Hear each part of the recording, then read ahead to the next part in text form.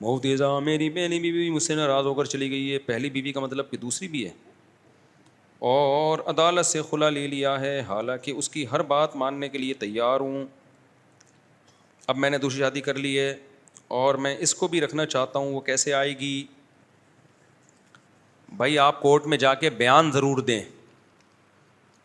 جب بیوی نے کورٹ میں کیس کیا کہ مجھے خلا چاہیے اور آپ حقوق ادا بھی کر رہے ہیں, آپ کو پتہ ہے وہ ناجائز کر رہی ہے, کورٹ نوٹس بھیجے تو آپ یہ نہ کریں کہ کورٹ میں نہ جائیں. کورٹ میں نہیں جائیں گے نا تو مفتی بھی آپ کے کیس کو پھر ہلکا سمجھتا ہے. پھر بہت سے مفتیان کرام خلا کو صحیح قرار دے دیتے ہیں. وہ یہ سمجھتے ہیں کہ بھائی پھر جو عورت نے الزامات لگائے ہیں اس کا مطلب شوہر نے ان الزامات کو تسلیم کر لیا ہے. تو بعض علماء ایسے ہیں جو اس کو پھر خلا کو صحیح مان لیتے ہیں کہ شوہر نے گویا مان لیا ہے. کیونکہ اگر اس پہ بھی ہم نہیں مانیں تو جو واقعی مظلوم ہے ان کی بیچاریوں کا کیا ہوگا؟ بھائی ایک آدمی بیوی کو صبح شام کوٹ رہا ہے, پیٹ رہا ہے, نہ اس کے بیسک حقوق بھی ادا نہیں کر رہا, بے تحاشا مارتا پیٹتا ہے, بہت عجیب عجیب واقعات ہوتے ہیں, ظلم ہوتے ہیں.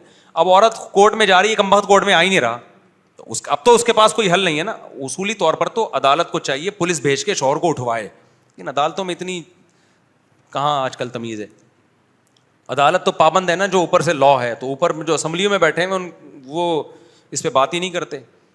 تو جانا ضرور چاہیے شوہر کو. تو کورٹ میں جائے, اگر وہ الزامات صحیح ہیں تو مانے کہ یہ الزامات کیا ہیں, میں مانتا ہوں, اور جج صاحب آئندہ میں یہ حرکتیں بولو نہیں کروں گا. تو جج پر لازم ہوگا اس کو مہلت دے وہ.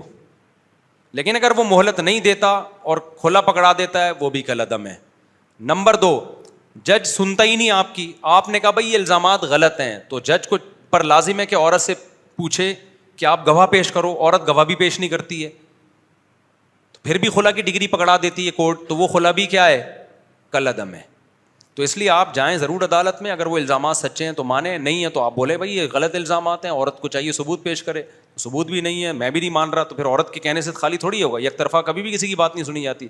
پھر بھی عدالت خلا کی ڈگری پکڑاتی ہے, تو عورت کو کورٹ سے تو خلا مل جائے گا, لیکن کوئی مکتبہ فکر کا کوئی بھی سنجیدہ مفتی وہ اس کو کنسیڈر خیال نہیں کرے گا. اور عورت کو یہی فتویٰ, چاہے وہ اہل حدیث ہوں, صحیح عالم ہو اہل حدیث کا. آج کل تو ہر جگہ اوٹ پٹانگ چیزیں بہت آ رہی ہیں.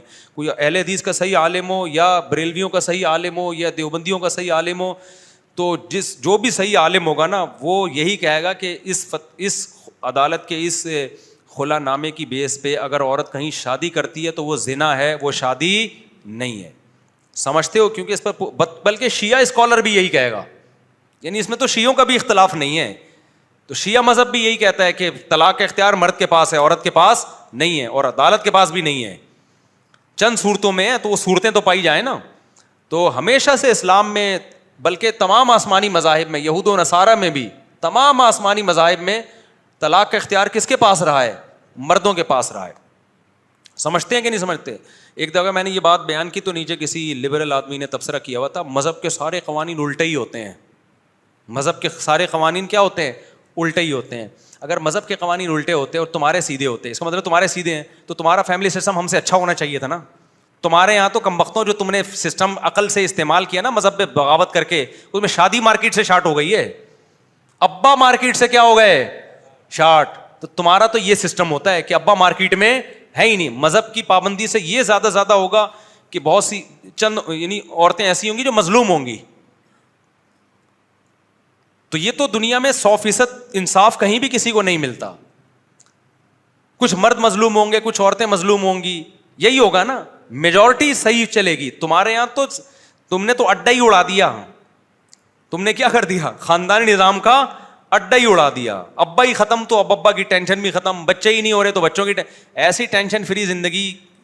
یہ تو ایسا ہی ہو گیا. ایک آدمی کو کسی نے کہا کہ ماں کے بڑے فضائل ہیں, اس نے جا کے اماں کو گولی سے اڑا دیا ٹھا کر کے. لوگوں نے بولے یہ کیا کہہ رہے ہیں یار, ماں کو ناراض کرنے کی اتنے سخت وعیدیں ہیں نا, تو ماں کی خدمت لازم ہے. تو میں نے کہا ماں ہی نہیں رہے گی تو ساری ٹینشنیں کیا ہو جائیں گی, ختم. تو یہ لبرل اور سیکولر لوگوں نے شادی اور شادی کے بعد کی ٹینشنیں اور گھریلو مسائل, ان ٹینشنوں کا ان کے پاس کمبختوں کے پاس کوئی حل تو تھا ہی نہیں. ہمارے پاس تو قرآن و سنت ہے نا, ان کے پاس کوئی حل تھا ہی نہیں. قرآن و سنت ان کو سمجھ میں نہیں آیا تو انہوں نے ابا ہی اڑا دیے. سنگل مدر, ایک عدد اماں ایک عدد بچہ, ٹینشن کس بات کی بھائی؟ تو اماں ہی اور وہی اڑا دے, تو اس سے ٹھیک ہے ٹینشن ختم ہو گئی.